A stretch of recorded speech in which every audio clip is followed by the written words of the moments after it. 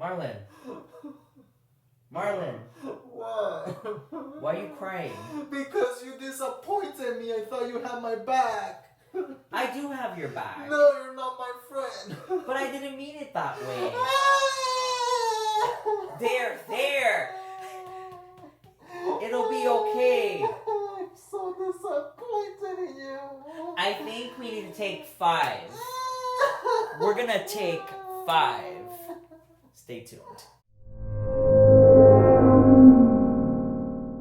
Everyone, so clearly I'm not crying, right? My eyes are clear. No, Alvin didn't make me cry. I didn't have anything to do with this.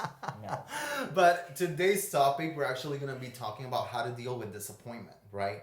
I feel that, with mental health month going on this month, I think it's very important. It's a very important topic because I feel that some people feel disappointed on a weekly basis. Yeah.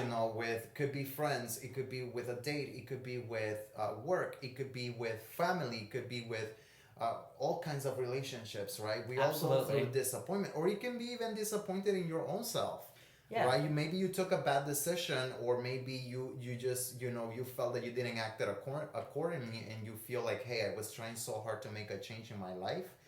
And now I did it again. And no, it's not like Britney Spears. Oops, I did it again. Right?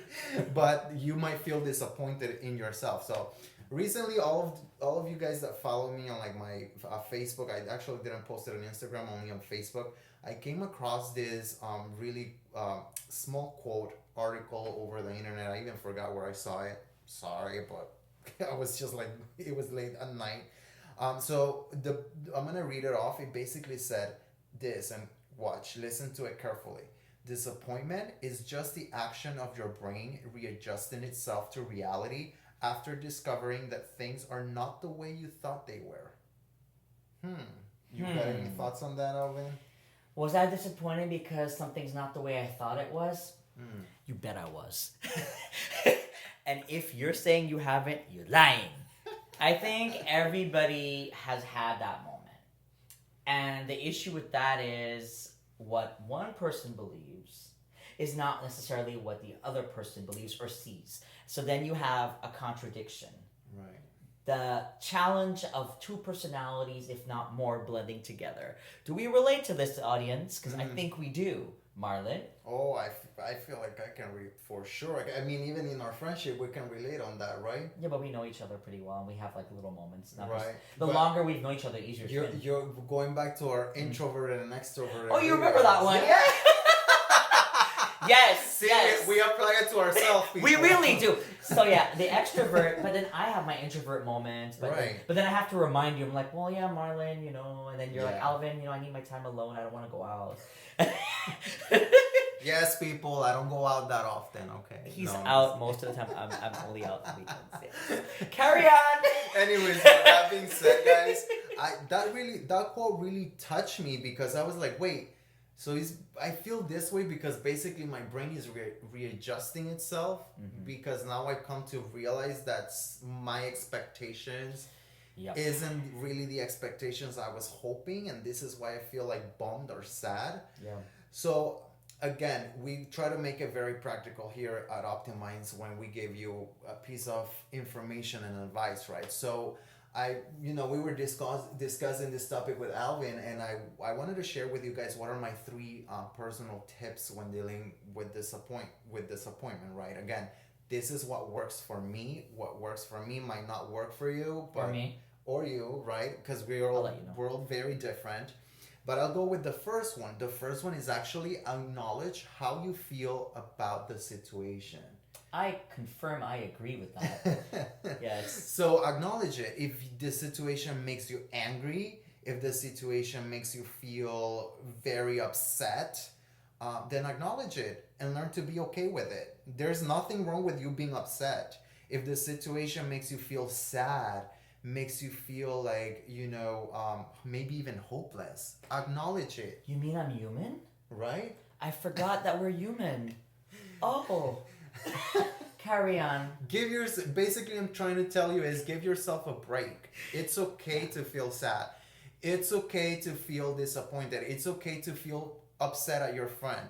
It's okay to feel disappointed at the person that you were dating. It's okay to feel, all of those feelings. It's okay to feel that. As long as you acknowledge it, as soon as you acknowledge it, you're actually taking power away from it. Because now you're no longer trying to hide there is an expression that I always say, and it's like you're not trying to hide the sun with a finger, right? You can't hide the sun with a finger. So you can't hide those emotions any longer. So you need to acknowledge them, right?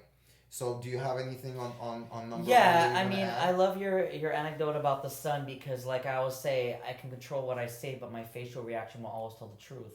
And like you said, disappointment with friends, acquaintances, work, all that stuff. I think it's always going to be there, no matter where you go, no matter who you meet. Right. It's how you deal with it. But one thing is, you said the sooner that you acknowledge it, the better. Yes and no. What I will say about this is sometimes when you're receiving all that information or you have that moment and you're hearing what happened or it's processing. So I literally am someone that, me personally, that I need to like walk away, do something completely different, and just it'll come to me. I'll think about it. I'll reflect on it. Give me time. And I think sometimes we're in a rush to resolve things immediately or like just get it over and done with. And that's a learning lesson that I've recently encountered, and I feel like could help a lot of people in all regards, not just like one aspect of your life, but many. So walking away and reflecting about it, and then going back to the person. I think you appreciate it if I was to come to you and be like, Marlon, you know what you said to me about like 2 weeks ago? So I just wanted to touch base with you, and I would do that one-on-one, not with a group setting. Let's make that clear. So basically, I would say like this touched me this way. I didn't like that, but I understood where you were coming from, and this is what I got. Did I understand correctly? And how would you respond to me? What I like that you're saying is actually leads to part number 2, which is the second tip. Second tip, take it there. Second tip is take time to question your expectations, which is basically walking away. To take a closer look at the expectations you had before these events and before the circumstances took place. So you could be like, well, what my expectations were of my friend was for my friend to defend me. Yeah. Right? What my expectation of my loving relationship was for my partner to be faithful or for my partner to be there for me, right? My expectation... I don't know, as far as work was for work for my boss to maybe have my back or for my boss to respond to me this way.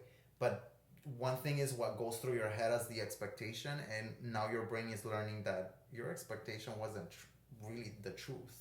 So now you have to deal with the truth. So how do you deal with that? You take time back, you pull back, reflect on your expectations, and then try to somehow, as Alvin was saying, align it, and then go ahead and combat it.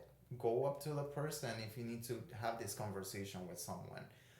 Now that you're cooled off, you don't have your expectations. You already know that your expectations haven't been met, because if they were met, you wouldn't be upset or disappointed. So let's leave that out there, right?